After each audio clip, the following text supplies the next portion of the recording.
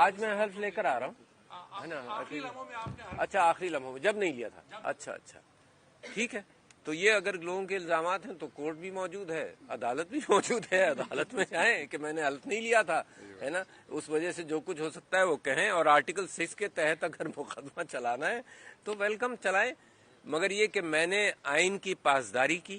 میں نے جو مناسب سمجھا وہ کیا۔ میں کوئی بہت بڑا آئینی ایکسپرٹ نہیں ہوں، میں نے جو بہترین مشورہ مجھے ملا اس اعتبار سے کیا، اور کورٹ نے بھی یہ نہیں کہا، ججمنٹ کے اندر میجارٹی ججمنٹ کو اگر آپ مانتے ہیں تو کورٹ نے آرٹیکل 6 کا کوئی ذکر نہیں کیا۔ اب اس کے بعد اگر آپ چاہتے ہیں اس کے باوجود کوئی آرٹیکل 6 پر مقدمہ کر لے تو کھلا ہوا ہے معاملہ۔ ڈاکٹر صاحب کیا کہیں گے آپ جس پر الزام لگاتے رہے اور اس پر آصف زرداری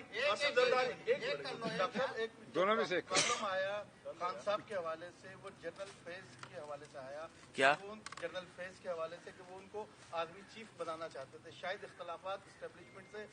خان صاحب کے یہیں پر پیدا ہوئے، تو اس وقت آپ نے کچھ کوشش کی کہ خان صاحب کو اس بات پہ راضی کیا جا سکے کہ جنرل فیض کو نیکسٹ آرمی چیف نہ بنایا جائے، کہ آرمی کا جو پروٹوکول ہے اس کے مطابق چلا جائے؟ میں حلفیہ یہ بات کہتا ہوں، اور میں حلف آسانی سے نہیں اٹھاتا، میں حلفیہ یہ بات کہتا ہوں کہ میری جب بھی خان صاحب سے بات ہوئی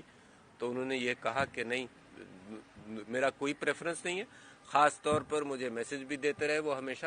کہ سب کے لیے یہ اعلان کر دیے جو بھی آپ سے سوال کرتا ہے کہ ان کا کوئی پریفرنس نہیں، merit should be the preference. میں حلفیہ کہہ رہا ہوں، تو that should answer that. Doctor صاحب لیکن آپ کا سمجھتے ہیں کہ ان کے جتنے بھی الزامات ہیں، چاہے وہ اسٹیبلشمنٹ کے خلاف ہوں یا جس کے بھی خلاف ہوں، ان کا فون کرتے ہیں؟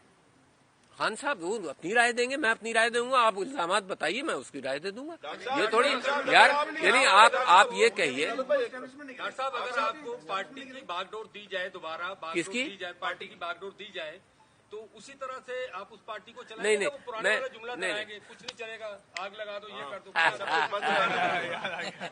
کیا بات، اس کو بھی میں اون کرتا ہوں کیونکہ وہ ایک ریزسٹنس کی بات ہوتی ہے۔ ریزسٹنس ایسی تھوڑی ہوتا ہے یار، بڑی ہم نے ماریں کھائی ہیں سڑک پر، لاٹھیاں کھائی ہیں یار، ٹیئر گیسنگ کھائی ہے، گولی کھائی بھی ہیں، گولیاں کھائی بھی ہیں، یہ تو ایسی بات نہیں ہے کہ جس سے ہم نہ گزرے ہوں، تو لہٰذا یہ پاکستان کا اسٹرگل آسان نہیں ہے۔